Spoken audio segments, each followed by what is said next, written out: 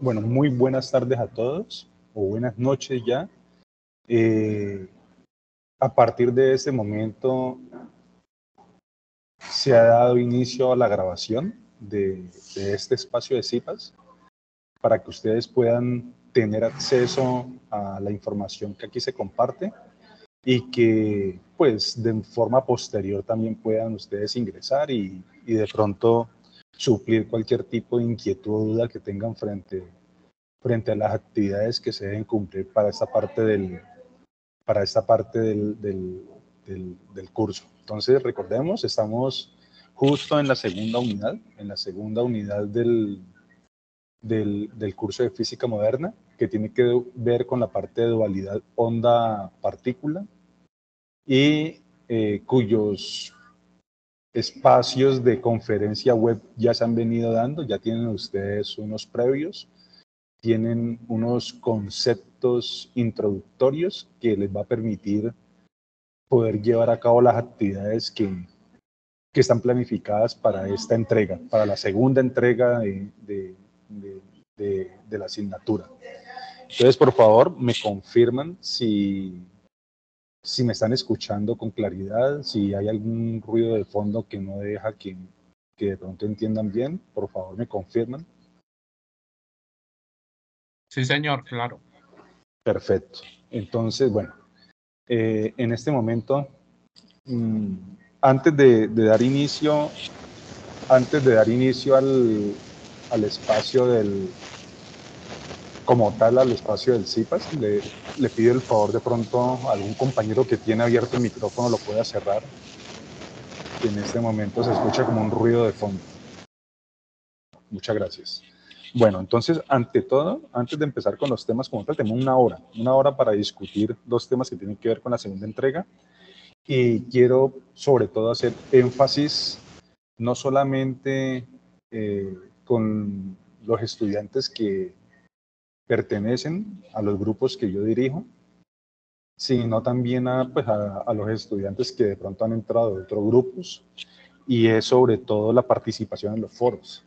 ¿Sí? La participación en los foros es un parámetro muy sensible dentro del curso, y eso se evidencia principalmente cuando se entregan las actividades. El espacio del foro es un escenario en el cual se puede dar una retroalimentación efectiva y oportuna a los trabajos que van haciendo, a las actividades que van desarrollando. Hay unos estudiantes muy juiciosos que van presentando sus avances en los foros y pues de una manera secuencial se va dando una retroalimentación oportuna a esos estudiantes, de manera tal que cuando se entreguen las actividades al final, pues de alguna manera se tiene una certeza frente a lo que se ha desarrollado y frente a lo que se ha solucionado. Obviamente también cabe resaltar que hay algunos aspectos que en los foros muchas veces no se pasan por alto, sino que se dan por obvios en algunos casos. Entonces, la retroalimentación en el foro se orienta principalmente a poder salvar ciertas inquietudes frente a los procedimientos, al uso de los modelos, a la parte numérica, al cálculo numérico dentro de cada uno de los ejercicios que se llevan a cabo. El uso de las unidades es muy importante. La parte algebraica, lo que tiene que ver sobre todo con la manera como se manejan las expresiones algebraicas, es fundamental. Hay algunos estudiantes que tienen algunas dificultades con la manera como se operan ciertas expresiones, y ya a estas alturas de sus carreras, ¿sí? de sus procesos académicos, pues se supone que se ha venido salvando esas dificultades. Y en un curso como esto se supone que también que esos temas deben estar ya de alguna manera aclarados. Sin embargo, pues se siguen presentando dificultades en algunos aspectos muy particulares, no son todos, pero sí son aspectos muy particulares en los cuales se hacen cálculos que son incorrectos desde el punto de vista numérico, y eso conlleva a que la actividad obviamente no va a tener un buen desenlace o un buen desarrollo. Entonces, sobre todo con eso les pido el favor de que sean cuidadosos en el momento de desarrollar sus actividades. La entrega oportuna de los trabajos es importante. Recuerden que faltando 3 días para que se cumpla el plazo de entrega, pues ya la retroalimentación a través de los foros pues es imposible. Por la cantidad de requerimientos que llegan, pues es imposible durante los últimos 3 días poder dar una retroalimentación efectiva a las preguntas que se hacen o a las actividades que se comparten. Entonces, por favor, tratar en la medida de lo posible que las participaciones en los foros se dé de manera constante, ¿sí? Y no solamente de pronto en los últimos 3 días de la actividad. Bueno, en cuanto a eso, pues son temas que yo quería comentar antes de empezar, que yo por lo general siempre los recalco antes de cada CIPAS para que los tengamos en cuenta. Entremos entonces en materia con respecto a estos temas que vamos a abordar en el CIPAS y fundamentalmente tiene que ver principalmente con la actividad número 2 que se va a entregar, que ya está dentro de algunos días, la entrega de esta actividad que ustedes la pueden ver agendada en el campus virtual. Es importante que tengan en cuenta esa agenda que siempre aparece en el campus y estén siempre cerciorándose de la fecha en la cual se cumple los topes temporales para que ustedes entreguen sus trabajos. Tengan en cuenta eso. Entonces, dentro de este CIPA vamos a trabajar 3 puntos, los 3 primeros puntos asociados con la entrega número 2. Pero antes de eso, pues quiero dar una pequeña visión, o más bien una visión general acerca de 2 efectos fundamentales que marcan el enfoque de esa actividad, de este primer CIPAS, y es lo que tiene que ver con la producción de rayos X y el efecto fotoeléctrico. Entonces, que son temas que ya se discutieron en la conferencia web. Dos puntos muy importantes dentro de esta diapositiva que estamos viendo. Uno de ellos es la definición del electronvoltio, ¿sí? O más bien las unidades en las cuales está representado los electronvoltios. Entonces, siempre un electronvoltio, en términos de julios, es 1.602 por 10 a la menos 19 julios. Es importante que eso lo tengan en cuenta. Son factores de conversión que ustedes deben considerar.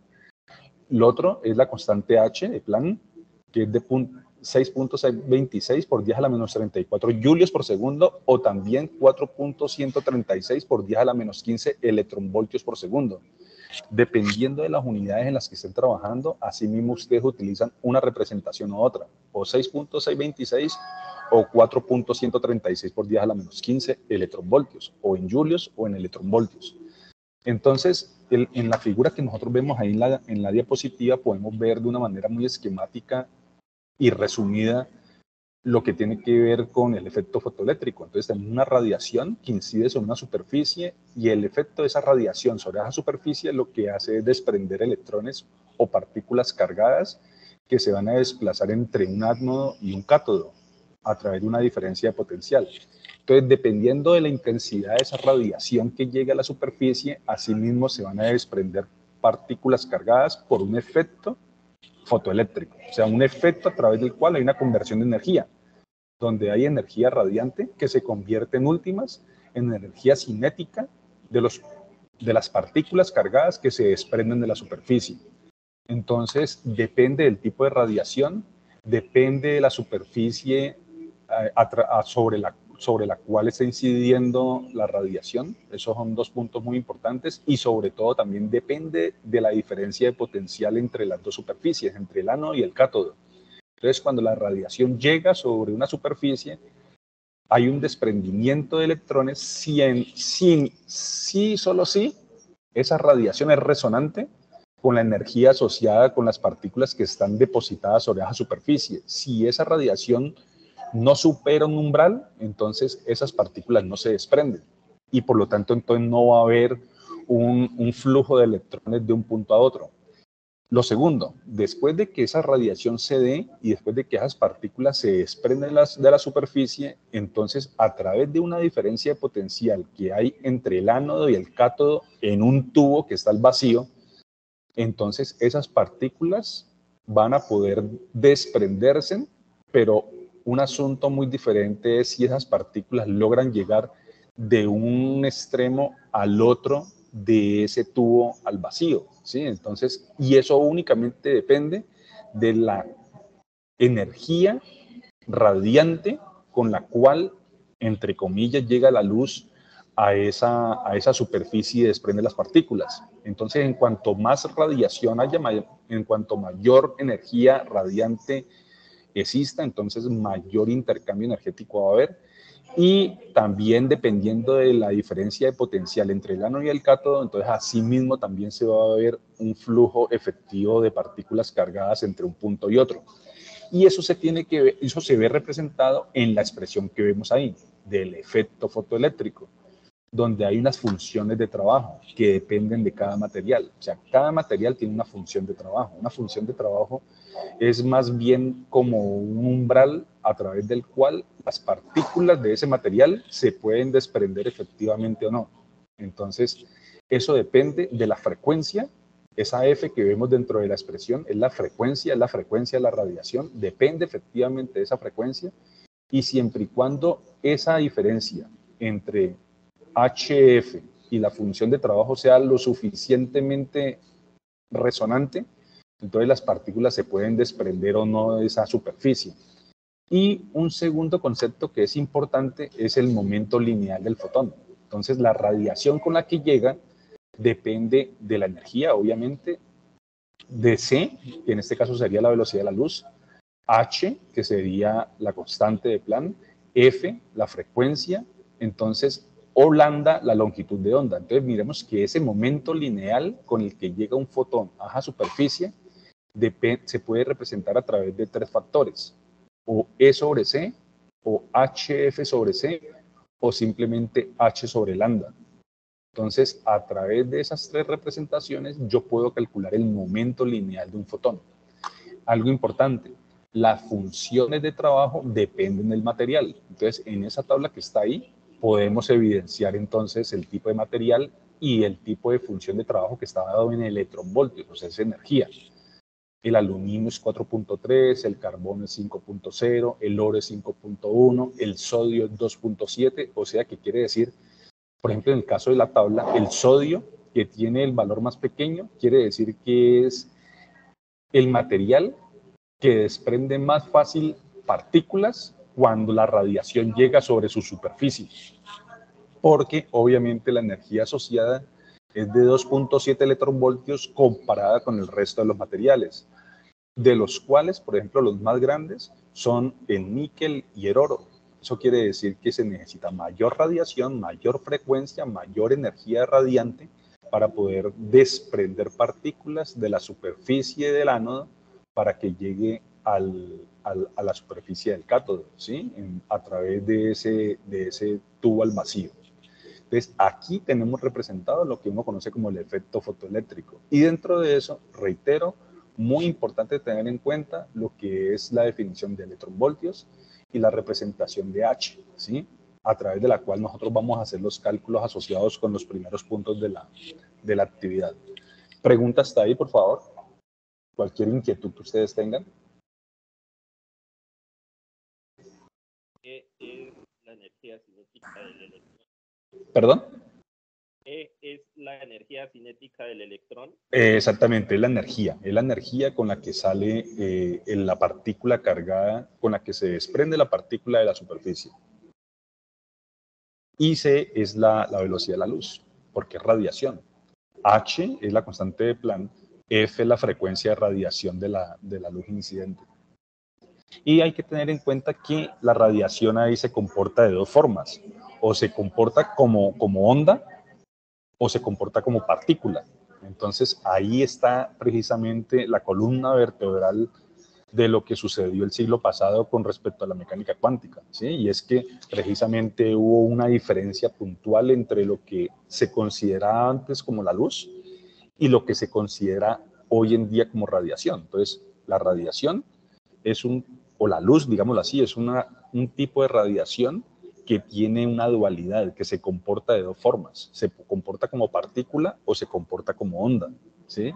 Entonces, y ahí podemos ver representado precisamente eso. A través de esa radiación hay un intercambio de momento que hace que las partículas, en este caso los fotones incidentes, se intercambian energéticamente con las partículas que están depositadas sobre la superficie, ¿ok?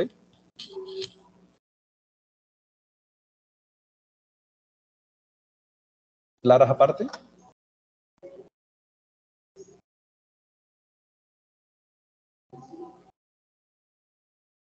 Bueno, entonces sigamos con la siguiente. Aquí podemos ver un ejemplo sencillo. Un punto láser o un puntero láser con una potencia de 5 milivatios emite luz roja con una longitud de onda de 650 nanómetros. Entonces, ¿cuál es la magnitud del momento lineal de cada fotón? ¿Y cuántos fotones emite el puntero láser cada segundo? Pues entonces nos vamos a valer de la expresión del momento, que sería h sobre lambda. H es una constante, que es 6.626 por 10 a la menos 34 julios por segundo. Y la longitud de onda, en este caso de la luz roja, es de 6.50 por 10 a la menos 7 metros. O sea que si nosotros hacemos esa división, nos va a quedar entonces del orden de 1.02 por 10 a la menos 27 kilogramos metros sobre segundo, ¿sí? Y esa sería la cantidad de movimiento, el momentum. Ese sería efectivamente el momentum, ¿sí? O sea, la magnitud del momento lineal de cada fotón incidente. ¿Ok? ¿Eso es claro?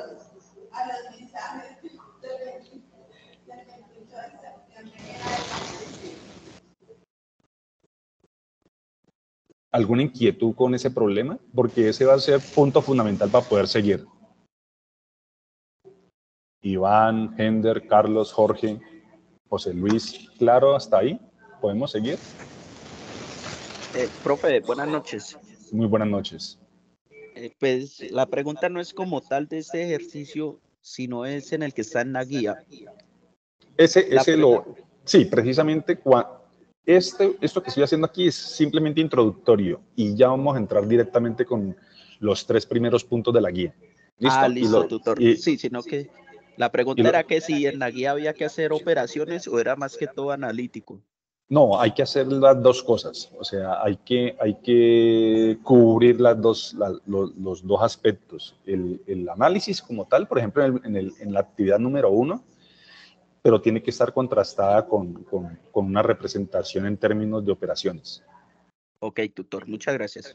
Bueno, entonces, ese es un primer punto muy sencillo, donde se puede evidenciar el efecto fotoeléctrico, y la segunda parte me dice cuántos fotones emiten el puntero láser cada segundo. Entonces, con eso, simplemente lo que hacemos es que la energía es igual al momento por c, o sea, el momento por la velocidad de la luz. El momento ya lo calculamos, que es 1.02 por 10 a la menos 27 kilogramos por metro sobre segundo, multiplicado por 3 por 10 a la 8 metros sobre segundo. Entonces, si nosotros vemos, eso nos va a dar la energía asociada. Y la energía es del orden de 3.06 por 10 a la menos 19 julios, que equivale a 1.91 electronvoltios. Entonces, ahí por eso era tan importante la primera diapositiva para los factores de conversión. Si yo tengo julios, lo puedo convertir en electronvoltios, o si tengo electronvoltios, lo puedo convertir en julios. Entonces, en este caso, la energía me da en julios y las convierto en electronvoltios. Y el problema me dice que el puntero láser tiene una potencia de 5 milivatios. O sea que en este caso quiere decir que es 5 por 10 a la menos 3 julios sobre segundo. El vatio es trabajo sobre tiempo, energía sobre tiempo. O sea que cuando me dan en vatios, yo debo llevarlo casi que instantáneamente a la representación de julios por segundo, julios sobre segundo. Mili es 10 a la menos 3, o sea que sería 5 por 10 a la menos 3 julios sobre segundo. Y de esa manera, ¿sí? Si nosotros dividimos entonces esto entre la energía de cada fotón, pues eso nos va a dar del orden de 1.63 por 10 a la 16 fotones por segundo. O sea, cada segundo se están emitiendo del orden de 1.63 por 10 a la 16 fotones. ¿Listo? Eso es importante que lo tengan en cuenta. Por segundo, el puntero láser está emitiendo 1.63 por 10 a la 16 fotones por cada segundo. Y ahí tenemos un ejemplo muy práctico de lo que es la aplicación del efecto fotoeléctrico, ¿ok? Ahora, miremos un segundo aspecto muy rápido, y es, por ejemplo, este problema. ¿Por qué estoy colocando estos ejemplos? Porque estos ejemplos nos permiten aterrizar de una manera muy directa lo que es, por ejemplo, el primer punto de la actividad que se va a desarrollar, ¿sí?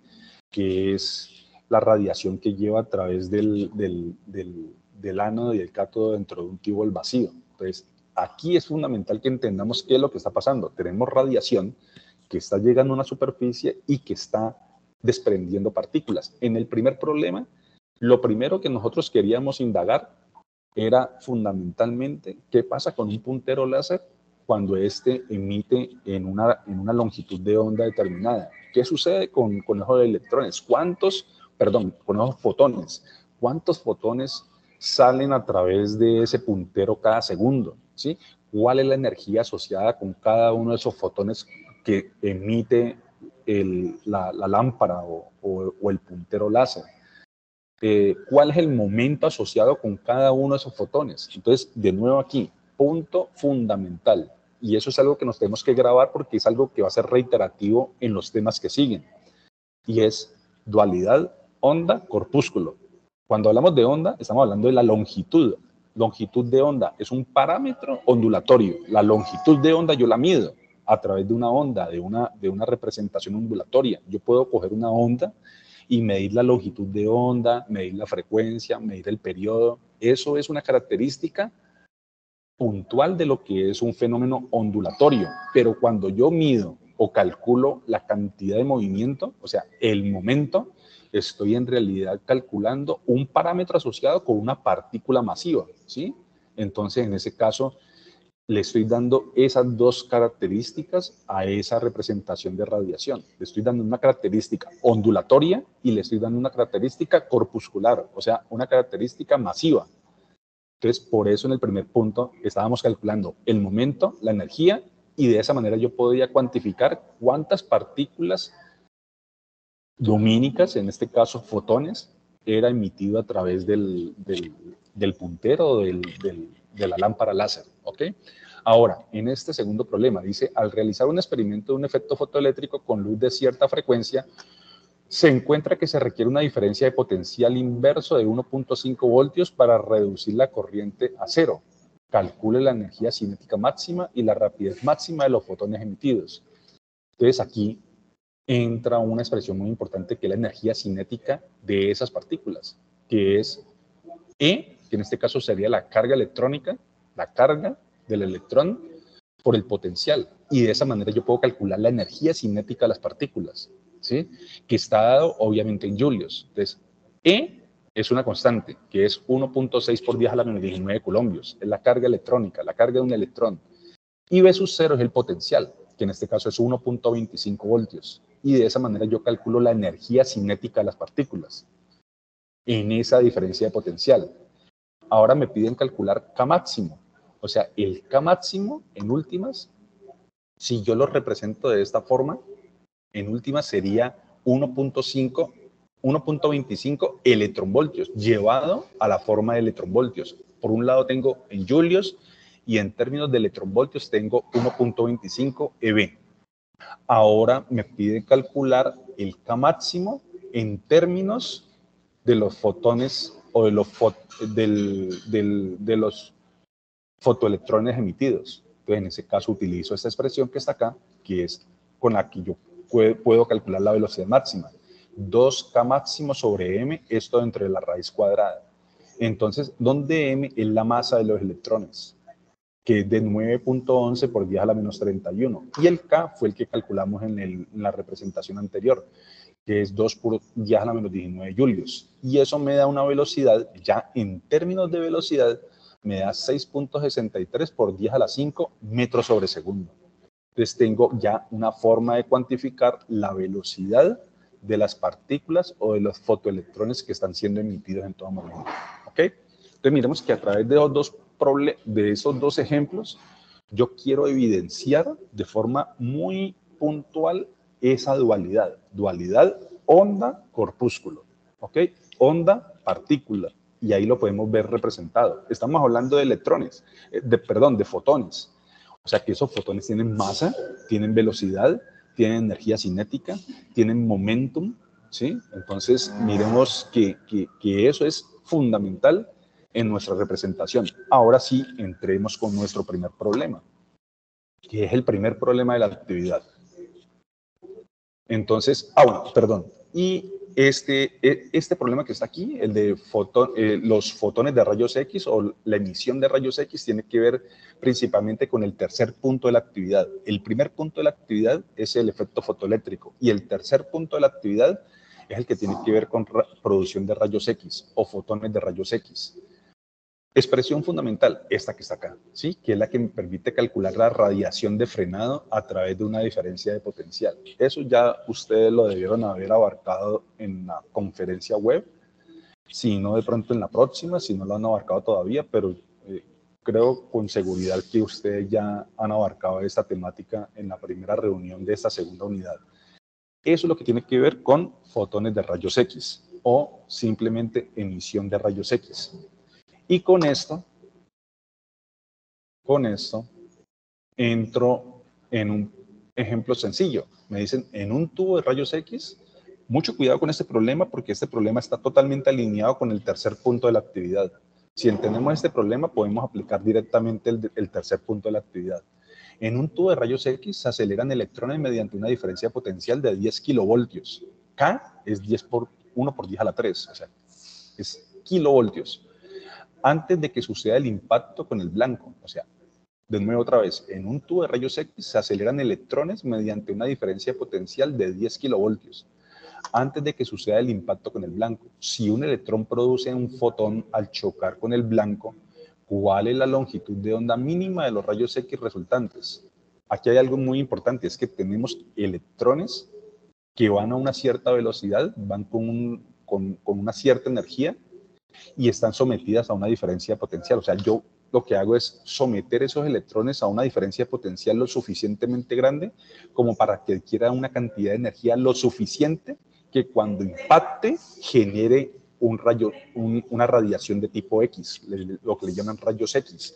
Entonces, los rayos X se generan cuando los electrones inciden o interactúan con una superficie, por ejemplo, y es tal la cantidad de energía que tienen esos electrones que de alguna manera el hecho de que se genere ese impacto se genera un residuo de ese impacto que le llamamos radiación X. O sea, se genera un rayo o una emisión de radiación X producto del impacto del electrón. Entonces, en este caso, ¿cómo calculamos entonces en el primer punto cuál es la longitud de onda? Entonces, la longitud de onda es igual a H por C sobre la carga del electrón por el potencial que le llaman potencial de frenada, que en este caso serían 10 kilovoltios. Entonces, H lo conocemos porque es una constante. C, pues es la velocidad de la luz. E es la carga del electrón. Y B es el potencial. Entonces, si nosotros hacemos la operación, pues nos va a dar una longitud de onda. ¿La longitud de onda de qué? De la radiación. En este caso, de la radiación X que sale, en este caso. 1.24 por 10 a la menos 10 metros. Es una longitud de onda muy pequeña, ¿sí? El hecho de que haya una longitud de onda muy pequeña quiere decir que la frecuencia es alta. Y si la frecuencia es alta, la energía es grande. Y por eso, en estos casos, ¿sí? Nosotros estamos muy acostumbrados, por ejemplo, cuando nos hacen una imagen de rayos X, que es normal dentro del ambiente médico. Y por eso es que normalmente cuando se hace ese tipo de radiación, se somete el cuerpo o los tejidos orgánicos a ese tipo de radiación, pues se debe proteger el resto del cuerpo con plomo, ¿sí? El plomo lo que hace es blindar un poco esa radiación, porque esa radiación es tan grande, o sea, tiene una longitud de onda tan pequeña que está asociada con una frecuencia tan alta, ¿sí? Que transmite una cantidad de energía tal que cuando incide con los tejidos orgánicos los puede deteriorar, o sea, los puede destruir. puede llegar y puede destruir directamente el tejido. Lo puede destruir a nivel molecular. O sea, uno puede ver inclusive que estuvo sometido a radiación X en el momento, y en el momento uno no se da cuenta qué sucedió. Pero molecularmente, o sea, ya a nivel micro, el tejido comienza a deteriorarse por efecto de esa interacción que tuvo con esa radiación. ¿Por qué? Porque hay una cantidad de energía que llegó, impactó el tejido y generó daño, ¿sí? Un daño que macroscópicamente pues no se observa, no se evidencia, pero a nivel microscópico genera problemas que pueden llegar a ser muy graves en términos médicos. Y por lo tanto, en este caso, miremos que la longitud mínima asociada en este caso, si hacemos el cálculo, es del orden de 0.124 nanómetros. O sea, es una cosa impresionantemente pequeña. O sea, estamos hablando de una radiación con una longitud de onda supremamente pequeña. Entonces, aquí algo importante que deben tener en cuenta. Siempre que hablemos de radiación en términos de longitudes de onda pequeña, quiere decir que la frecuencia es grande. Y si la frecuencia es grande, quiere decir que la energía que transporta la radiación es grande. Y eso, en últimas, conlleva a un intercambio energético que puede ocasionar, por ejemplo, en el caso orgánico, puede llegar a generar problemas o daños inclusive permanentes. ¿Ok? Bueno. Con esta primera parte de la presentación, doy un vistazo general de lo que es los tipos de radiación, en este caso el efecto fotoeléctrico, que es un tipo de interacción que se da, es una respuesta que se da, es un fenómeno que se presenta cuando la radiación incide sobre la materia, y lo que es la producción de rayos X, ¿ok? Entonces, ahora sí quiero entrar en el punto como tal, y el primer punto, si ustedes se dan cuenta, en los foros, entonces cada uno de los formatos con los cuales ustedes se enfrentan para poder desarrollar la actividad está asociado con una tabla, y esa tabla está dividida en el número de estudiantes, y cada estudiante tiene asociado, por ejemplo, en el ejercicio 1, en la actividad número 1, el tipo de material. En este, por ejemplo, cadmio, zinc, aluminio, cobre, y cadmio y vuelve, se repite aquí. Hay dos estudiantes que tienen, por ejemplo, en este caso, un grupo de 5 estudiantes, tienen dos materiales iguales. Esto es un grupo cualquiera, ¿sí? Yo lo que hice simplemente fue tomar el nombre del estudiante, los borré y borré el grupo, ¿sí? Pero esto es más o menos un esquema. Entonces, el ejercicio 1 está asociado con este material. O sea, cada estudiante debe asumir un material.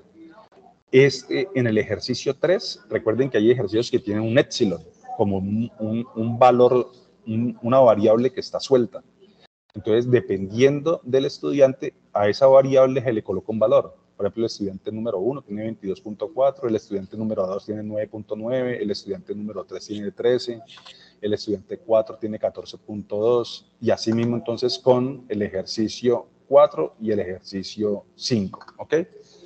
Entonces, miremos el ejercicio 1 como tal. Entonces, es básicamente el estudio de un fotodiodo, donde se debe ingresar directamente a una actividad en línea, a un simulador. En este caso, sí, en el computador con el que estoy trabajando ha tenido problemas de poder presentar pantalla para ver directamente la simulación, pero tomé unos pantallazos generales de la simulación y voy a explicar en qué consiste y cómo desarrollarla. Entonces, fundamental, ¿sí? Tenemos nuestro esquema, este es el esquema general de la simulación, y lo que queremos es simplemente desarrollar lo siguiente. Voy a leerlo. A partir del valor de la banda de energía prohibida para el material asignado para cada estudiante, determine la longitud de onda límite y la frecuencia umbral para la cual el fotodiodo libera electrones. Exprese qué significa dicha frecuencia en el funcionamiento de un fotodiodo. Usando el simulador, verifique que efectivamente el valor calculado libera electrones en el material. Tome un pantallazo y colóquelo como evidencia. Es muy importante los pantallazos, las imágenes de la simulación. según el resultado del numeral, estime el rango espectral que cubre el fotodiodo propuesto. Exprese dicho rango en unidades tanto de longitudes de onda como de frecuencia y coloque la evidencia que sustenta la respuesta a ese punto. Luego, elija un valor de longitud de onda para el cual el fotodiodo emite electrones y déjelo fijo en el simulador. ¿Qué ocurre con la corriente a medida que aumenta la intensidad de la luz? Básese en el comportamiento del gráfico para explicar el resultado. Y finalmente, ¿qué papel cumple un fotodiodo en un circuito eléctrico? Realice el video de sustentación dando respuesta a las preguntas planteadas. O sea, el video que ustedes suben debe mostrar el funcionamiento de la simulación y debe dar respuesta a esas preguntas que están ahí representadas en la actividad. Tenga presente que el video de sustentación usted debe estar compartiendo la pantalla del simulador e interactuando en este a medida que dé respuesta a las preguntas. Y aquí yo me quiero parar un momento antes de seguir y recuerden, siempre que hablemos de un video, de un documento audiovisual, ese documento audiovisual es con pantalla compartida, con un pequeño cuadro flotante donde aparezca la imagen del estudiante y también en el que se muestre el documento de identidad, obviamente tapando el numeral de la identificación, pero mostrando efectivamente que corresponde a la persona que está haciendo la presentación. No es filmando la pantalla con una cámara externa, es utilizando el PowerPoint, haciendo la presentación, superponiendo un recuadro donde aparezcan ustedes, donde aparezca cada estudiante y en el que previamente esté mostrando el documento de identidad. Si eso no se hace de esa forma, la calificación de ese punto puede verse afectada. ¿Ok? Preguntas hasta ahí, por favor, antes de que entremos a la explicación fundamental de la simulación.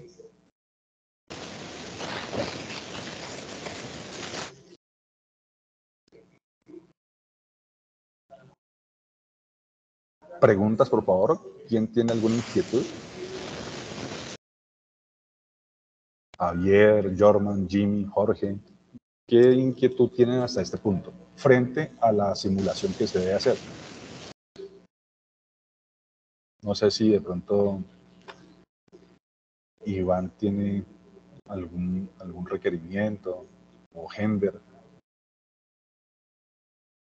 William. ¿Todo va claro hasta ese momento? ¿Puedo seguir? Por favor, ¿me confirman? Sí, señor. Listo. Entonces, miremos. Aquí ya tenemos, y aquí ya vamos directamente a la simulación, ¿no? O sea, miremos que tenemos nuestro entorno. Lo primero que debemos hacer es escoger el material, ¿sí? Y el material lo escogemos simplemente en el entorno que está en la barra superior. Ahí hay un listado de materiales y lo que hacen es escoger el material que les correspondió. Escogen ese material y después de escoger ese material, ustedes deben incluir, por ejemplo, el caso del cadmio. Entonces, la banda prohibida o la banda de ejecución de la simulación, por ejemplo, para el cadmio es del orden de 4.07 electronvoltios, que eso corresponde a una longitud de onda límite y una frecuencia umbral, para el cual el fotodiodo libera electrones. Entonces, por ejemplo, en el cadmio, ¿sí? Si nosotros hablamos puntualmente del cadmio, nos damos cuenta, por ejemplo, que hay una longitud de onda en la cual se genera emisión de partículas de una superficie a otra, ¿sí? Y esa longitud de onda es del orden de 305 nanómetros. Hay algo muy especial, ¿sí? Si está por encima de 305 nanómetros, no hay emisión. Pero si está por debajo de 305 nanómetros o igual a 305 nanómetros, hay emisión de partículas. Entonces, 305 nanómetros aquí equivale a la longitud de onda de la radiación incidente. ¿Sobre cuál material? Sobre el cadmio. ¿Sí? Entonces hay una superficie de cadmio sobre la cual está llegando una radiación con una longitud de onda, en este caso de 305 nanómetros. ¿Cómo calculan ustedes los 305 nanómetros? Pues ustedes primero deben tener la banda. Y la banda, en el caso del cadmio, ¿sí? Que es lo que se conoce como, de alguna manera, la función, como calcular la función de trabajo del cadmio, que en este caso sería 4.07 electronvoltios, ¿sí? Normalmente eso está tabulado. Entonces, una forma es mirar en las tabulaciones del cadmio a qué corresponde, ¿sí? Ese es su G, o sea, la banda de ejecución a través de la cual las partículas se pueden desprender de ese material. Y en este caso sería 4.07 electronvoltios. Si yo tengo ese valor, entonces yo lo puedo meter en la expresión. Longitud de onda es igual a HC dividido EG. ¿EG qué es? 4.07. ¿H qué es? Es la constante de Planck, que ya la vimos en los ejercicios anteriores. ¿C qué es? La velocidad de la luz. Si hacemos el cálculo, eso nos da 305 nanómetros. Entonces, ahí va la pregunta que hacía el joven ahora, el compañero, en la primera parte de esta presentación. Y es, ¿hay que hacer algún cálculo numérico? Por supuesto. Aquí está el cálculo numérico que deben desarrollar. Y con eso, esos 305 nanómetros ustedes lo meten en la simulación. Y esos 305 nanómetros en la simulación, ustedes se van a dar cuenta que con ese valor va a empezar a emitirse en partículas cargadas de un electrodo al otro dentro del tubo al vacío. Entonces, en ese caso, nosotros tenemos del orden, en este caso, mucho cuidado, tenemos del orden de que la longitud de onda es de 305 nanómetros. Por debajo de los 305 nanómetros hay emisión de partículas. Por encima de los 305 nanómetros no hay emisión. O sea, ustedes se van a dar cuenta que si ustedes meten 306 nanómetros, ahí ya no va a haber emisión de partículas. Pero si ustedes meten los 305 o meten por debajo de 305 nanómetros, ustedes van a ver que evidentemente va a haber un flujo de partículas que llega en este rango espectral hasta los 100 nanómetros. O sea que ustedes pueden bajar desde los 300, hasta los 200 nanómetros, que es el rango espectral que está en la simulación. Entonces, si usted lleva desde 305 nanómetros hasta 200 nanómetros, bajando la longitud de onda, va a haber un constante flujo de partículas que sale de una superficie a otra. Pero si usted le mete 306 nanómetros, se da cuenta que por más radiación que le llegue con esa longitud de onda de 306 nanómetros, no va a haber ninguna emisión de partículas. Entonces, ahí es donde nosotros hablamos acerca del rango espectral. Entonces, el rango espectral en el que funciona este fotodiodo es en el ultravioleta, ¿sí? Entonces, deben mirar, por ejemplo, entre 305 nanómetros y 200 nanómetros, a qué tipo de radiación corresponde. En este caso, al ultravioleta, ya que su funcionamiento se da en longitudes de onda menores a 305 nanómetros. Entonces, de esa manera, estoy respondiendo a una de las preguntas de la actividad, y es el cálculo del rango espectral. ¿Ok? A mayor intensidad de luz, bueno, y esto tiene que ver con la segunda parte que se pregunta en la actividad. Bueno, ¿qué sucede entonces si yo le aumento la intensidad de luz? O sea, si yo le aumento en este caso, en la parte inferior de la simulación aparece algo que dice photon density, o sea, densidad fotónica. Entonces, ¿qué es lo que tiene que ver con la intensidad de la luz? Si ustedes aumentan la intensidad de esos fotones, o sea, la intensidad de la radiación con la que llega a la superficie del cadmio, ustedes se van a dar cuenta que comienza a haber más partículas que se comienzan a desprender y de una forma más continua. Y si yo le aumento más y más y más esa densidad fotónica o esa intensidad lumínica, entonces ustedes se van a dar cuenta que la cantidad de partículas que salen de un electrodo a otro es totalmente continuo, y esas partículas es tal la diferencia potencial que llega de un extremo a otro. La partícula que sale de un extremo llega al otro extremo, ¿sí? No se frena en ningún punto del desplazamiento. Entonces, miremos que ahí están los dos puntos asociados con lo que ustedes deben hacer en su actividad. Entonces, por un lado, deben calcular la longitud de onda con la cual hay emisión electrónica, o sea, emisión, en este caso, de partículas cargadas del cadmio de un extremo a otro. Y por otro lado, se van a dar cuenta cuál es la consecuencia de aumentar la intensidad de la luz con respecto a la corriente. Entonces, y ahí toman un pantallazo, e inclusive pueden sacar los valores. Entonces, si yo aumento la densidad de fotones, entonces se van a dar cuenta que mayor número de partículas salen. pero hay un medidor, ¿sí? Que es un amperímetro que está ahí relacionado en la parte inferior. Y ustedes se van a dar cuenta que ese valor del amperímetro comienza a cambiar, ¿sí? Y comienza a aumentar. Entonces es bueno que ustedes saquen como un registro y eso hace parte del análisis que tiene que ver con esta parte del desarrollo. ¿Preguntas?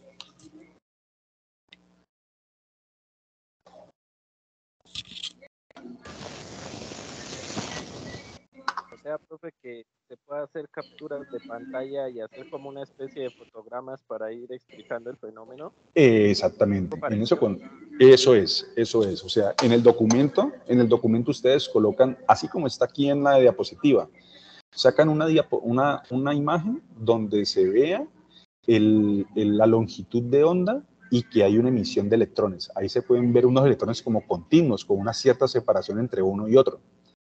Y en la segunda, que es en la de abajo, ustedes pues ya no ven los puntos separados, sino que ven ya como una línea continua. Eso quiere decir que cuando yo varío, en este caso, la densidad de fotones, ¿sí? O sea, la intensidad lumínica, aumento la corriente. Y ojo cómo se ve evidenciado gráficamente como una mayor cantidad de partículas uno tras otro. Y es tanta la densidad de partículas que sale de un punto a otro del tubo, que prácticamente no se distingue la distancia entre ellos. Entonces, en esas dos imágenes yo puedo evidenciar la respuesta a las dos preguntas. Pero es muy importante que cuando ustedes hagan el video, o sea, cuando ustedes hagan el documento audiovisual, deben tener en simultánea todo el proceso, ir ejecutando el proceso e ir explicándolo, ¿ok?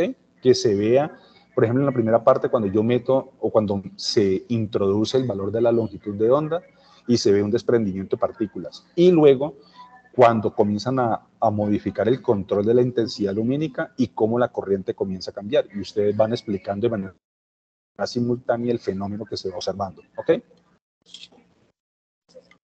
Listo, profe. Entendía. Sí, cuéntame, Jorge. Profe, otra pregunta, qué pena. Sí, no hay problema. ¿Y usted de pronto me podría confirmar si la constante de Planck, sino que es que yo estoy metiendo los valores de la constante de Planck Sí. y la luz al vacío, pero Sí. no me da 305? Pero la constante, vamos a devolvernos un poco y vamos a corroborar, ¿sí? Porque también depende de las unidades que estás utilizando, si las estás utilizando en electronvoltios o en julios. Mira que el valor de EG, en este caso, es de 4.07 electronvoltios. O sea que debo utilizar H en electronvoltios, que en este caso sería 4.136 por 10 a la menos 15 electronvoltios por segundo. Y con eso me debe dar más o menos una aproximación de la longitud de onda. ¿Listo? Listo, muchas gracias, tutor. Sí, ahí hay que tener muy en cuenta, o sea, es sobre todo que las unidades estén alineadas, o sea, que sea correspondiente a las unidades que están manejando, porque si no, ahí sí se van a perder un poco. Lo otro, sí, esto es utilizando directamente un valor asociado con el eje, pero bueno, ustedes dirán, bueno, y si ese valor no lo tenemos, ¿cómo podemos entonces calcular la longitud de onda? Pues entonces al tanteo. Al tanteo, ¿qué quiere decir? Ustedes van modificando, ¿sí?, el valor de la longitud de onda y lo que hacen es mirar justo en qué momento comienza a haber un desprendimiento de electrones. Entonces, cuando se da ese desprendimiento de electrones, justo en ese momento, ni más allá ni más acá, ese valor ustedes lo sacan y con ese valor ustedes alimentan esa ecuación que dice longitud de onda igual a hc sobre eg y pueden despejar entonces eg. Y ese sería el valor de la energía asociada con el material. Eso es una forma que se puede, a través de la cual yo puedo calcular de manera visual la longitud de onda y es modificando a mano la longitud de onda de la radiación y justo mirar en qué momento empieza a haber un desprendimiento de electrones, ni más allá ni más acá. Entonces, en ese punto justo, ustedes sacan el valor de la longitud de onda y luego lo que hacen es alimentar la ecuación, pero hacer entonces el trabajo inverso. En ese caso no voy a calcular la longitud de onda, sino que voy a calcular eje. ¿Ok? ¿Queda claro? Doctor, qué pena, yo tengo una pregunta. Sí. ¿De dónde sale ese 4.07? Sí, eso es un valor que ya está tabulado. Es un valor que ya está tabulado para el cálculo. Del Teams, en este caso, voy a tratar de compartir una tabla donde están esos valores de eje, ¿sí? Pero normalmente eso es un valor que está tabulado para los diferentes materiales. Pero lo que acabo de decir, si ustedes no hay ningún problema si uno lo ha sacado de internet. No, pero lo importante es que ese valor que está ahí justifique que haya una emisión de electrones. Entonces, una forma, sí, si de pronto no lo encuentran, la otra forma es hacerlo a la forma inversa, digámoslo así, y es tanteando en el simulador, mirar en qué longitud de onda se genera la emisión. Entonces, hagamos de cuenta el ejercicio. No conocemos el 4.07 electronvoltios, pero necesito colocarlo dentro del informe. Entonces, ¿qué hago? Entonces, esos 305 nanómetros yo comienzo a tantear. O sea, esa línea que ustedes ven en el espectro, eso es un control que permite modificar. Entonces, uno puede ir barriendo el espectro. O sea, con el mouse, uno se para en la línea vertical y comienza a desplazarse. Entonces, cuando comienza a desplazarse, el rango de la longitud de onda comienza a cambiar. Entonces, justo cuando ustedes hacen el barrido, cuando llegan a 305 nanómetros, ¡pum!, comienza a haber un desprendimiento de partículas. Entonces, esos 305 nanómetros los meten dentro de la ecuación y eso me permite calcular los 4.07 electronvoltios, ¿ok? En caso tal. Entonces, pueden hacerlo de las dos formas. Si les queda complicado encontrar ese valor de eje, lo pueden hacer entonces tanteando es con la longitud de onda, haciendo un barrido manual. ¿Ok? Lo único es que tienen que tener un poco de cuidado y ser muy minuciosos en el momento de hacer el barrido a mano. Pero se puede hacer. ¿Ok? ¿Queda claro? Nasli, ¿quedó clara esa parte? Sí, señor, ya quedó. Muchas gracias. Sí, listo. Entonces, bueno, esa sería lo que tiene que ver con esa parte. Entonces, y aquí vienen unas recomendaciones importantes. Tenga en cuenta las siguientes recomendaciones. Realizar la grabación del video de mínimo 4 minutos y máximo 7 minutos, en el que se sustente las respuestas a las preguntas y se evidencie la interacción en el simulador. Es necesario que al inicio de la grabación el estudiante se muestre en primer plano ante la cámara de computador y se presente, incluyendo su documento de identidad. Mientras, se recomienda por políticas de privacidad que se muestren únicamente los nombres y no pues, ocultando obviamente el número, ¿no? Y mientras realiza la sustentación, la cámara de su computador debe permanecer como una ventana flotante, de tal manera que el rostro sea visible en toda la grabación. En caso de que el estudiante no presente su documento de identificación al inicio del video o de que no presente su rostro durante el desarrollo del mismo, entonces este no será calificado. Entonces tengan muy en cuenta eso, ¿sí? Eso es un formato que se debe cumplir. Y si no se cumple ese formato, pues evidentemente se va a tener que descalificar ese punto. Y eso fue lo que pasó precisamente con muchos de los puntos presentados en la primera actividad. En la primera actividad hubo muchos compañeros, no uno ni dos, hubo varios compañeros que tuvieron el mismo percance, ¿sí? Mostraban la pantalla, pero no mostraban en ningún momento su imagen, ni tampoco su documento de identidad. Entonces, pues eso hacía que la actividad se viera afectada. Entonces, tener mucho cuidado con esa parte. Ahora, el ejercicio número 2, y es lo que tiene que ver con un artículo científico, pues deben de una tabla que está referenciada en la actividad, en el foro, deben escoger uno de los temas y sobre ese tema buscan un artículo y hacen un análisis. Entonces, aquí están los pasos, ingresar en la base de datos de la universidad, que puede ser cualquiera de estas. ¿Cuál recomiendo yo? Por ejemplo, Science Direct, es muy técnica, ¿sí? Es muy buena. Scopus sería la segunda, ¿sí? Otra sería Cielo o Redalic, ¿sí? Entonces, pero fundamentalmente ustedes pueden empezar trabajando con Science Direct, con Scopus y con Cielo, ¿sí? Que serían 3 fuentes que me permiten de pronto ubicar artículos de buena calidad, que no sean complejos, que ustedes los puedan explicar y que se pueda hacer un análisis contundente, que esté, mucho cuidado, alineado con el tema de la unidad, o sea, con el tema que tenga que ver con dualidad onda-partícula, o sea, todo lo que tiene que ver con radiación. O sea, un artículo que tenga que ver con radiación, ese les va a servir. Y es tratar de hacer una síntesis no compleja, una síntesis sencilla en la cual se evidencia que ustedes entienden e interpretan el artículo. ¿Ok? Aquí están los pasos. Ahí en la diapositiva voy a dejar estas diapositivas en el Teams para que puedan tener acceso a ellas. Pero ahí están cada uno de los pasos que se deben seguir en la actividad. Entonces, y sobre todo en el enlace a la biblioteca de la universidad. Aquí está cada una de las fuentes, ¿sí? Lo que yo les recomiendo: ScienceDirect, Scopus, Cielo, y de pronto, inclusive aquí aparece una que no vi anteriormente, que es la IEEE, que también es muy buena, ¿sí? Redalic, pero fundamental para casos científicos, Scopus, Cielo o ScienceDirect, ¿ok? Bueno.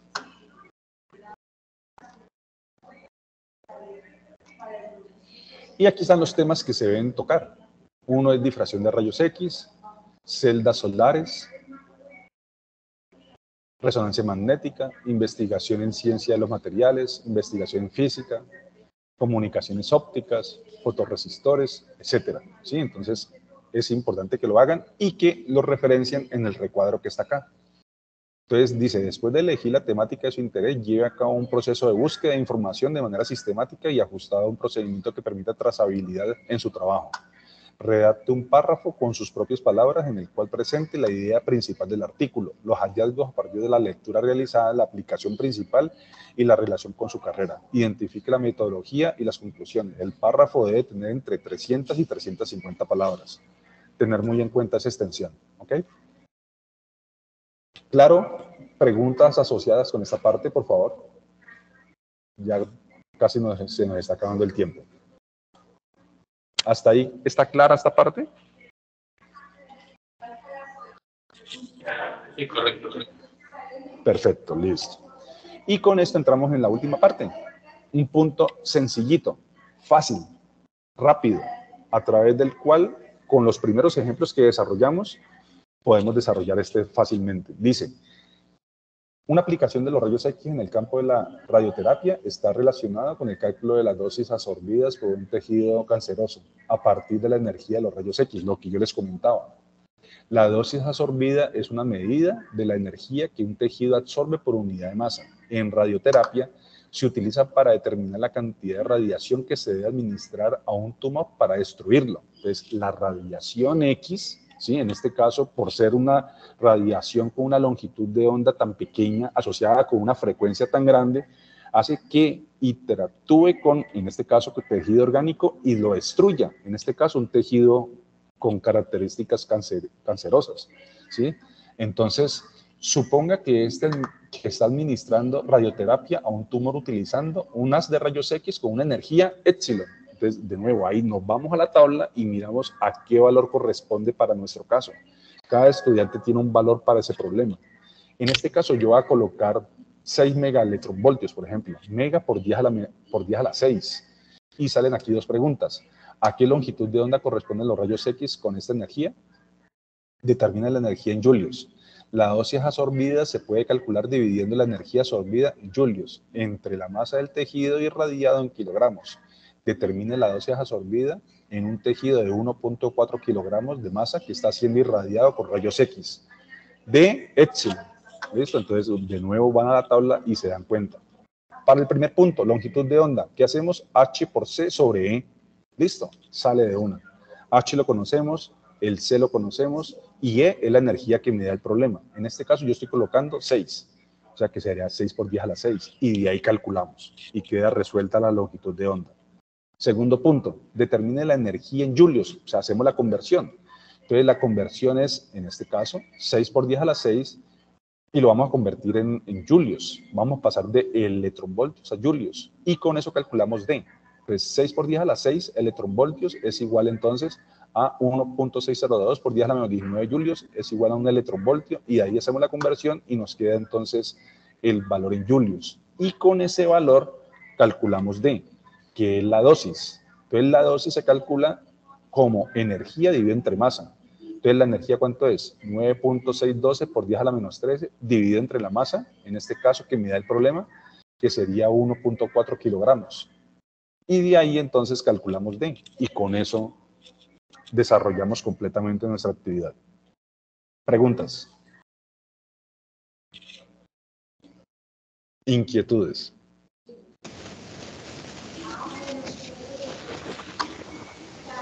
Creo que Javier siempre ha tenido un problema. Yo creo que me da la impresión de que ha querido hablar, pero hay algún problema con el micrófono y no permite de pronto que se identifique qué es lo que quiere. ¿Qué otros compañeros tuvieron alguna inquietud frente a esto? Claro, por favor, me comentan. O si no, en el chat, por favor, en el chat de pronto me colocan de pronto si tienen alguna inquietud, si está clara esa parte. Miremos que es directo.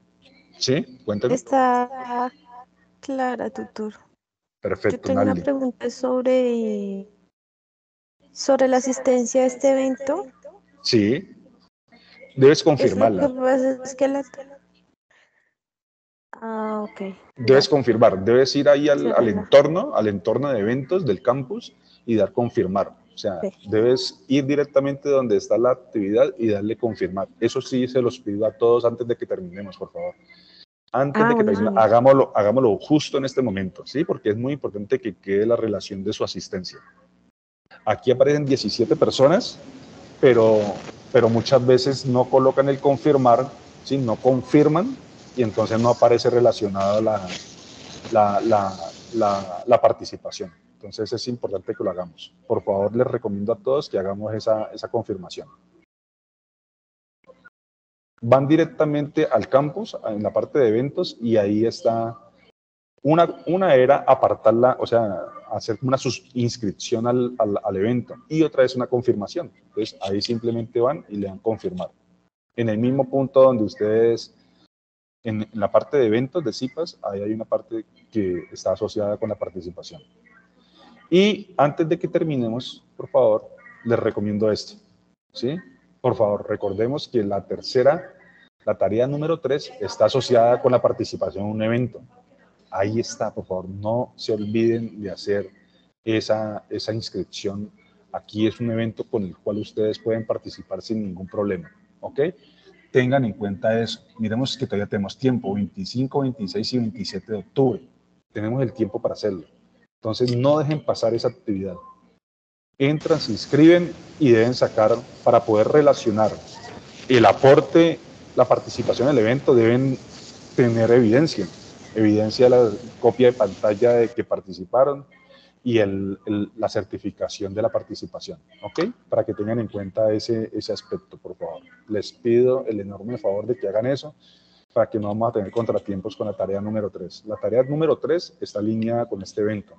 Si no lo hacen, si no evidencian la participación en un evento, pues sus actividades se van a ver afectadas.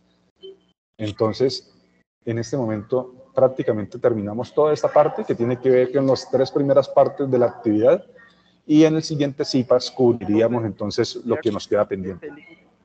Cuéntame. Nos podría compartir ese link, pero Claro, actualizado. yo lo comparto, por supuesto. Yo comparto el link a través del Teams, ¿sí?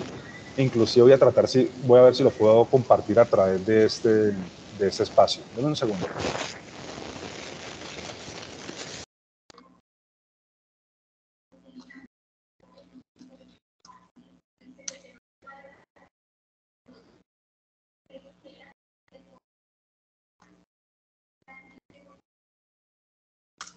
Ahí acabé de compartir entonces el link, ¿sí? Para que lo tengan en cuenta. Por favor, ese es el link con el cual ustedes hacen inscripción al evento. Si lo pueden hacer hoy mismo, háganlo hoy mismo, para que no se dejen tomar el tiempo.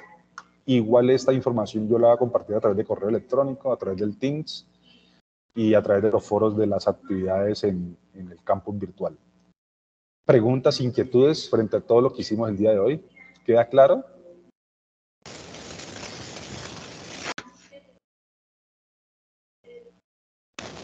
Sí, señor. Bueno, entonces, pues Sí, lo señor. siento. Bueno, muchas gracias. Lo siento por Javier, que yo creo que trató en varias ocasiones de hablar, pero hubo problemas con su micrófono. Cualquier inquietud que tenga Javier, pues me la puede hacer directamente a través del Teams, o a través de los foros, o a través del correo electrónico, si pertenece a mi grupo, ¿sí? Si pertenece a alguno de mis grupos. Sin embargo, también mi correo es alexander.cortez@unad.edu.co. Si tienen alguna inquietud, me pueden escribir también. Si hay algún integrante, algún participante que no esté incorporado a mis grupos de trabajo.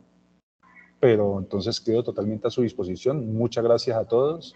Mil gracias por participar de ese espacio. Y nos vemos entonces en el próximo CIPAS. Que estén muy bien. Y por favor, no Así es. olviden Hasta luego. por favor, no olviden hacer la confirmación en el campus, en la parte de eventos. Muy amables. Sí, muchísimas gracias, doctor. Que estén muy bien. Hasta luego.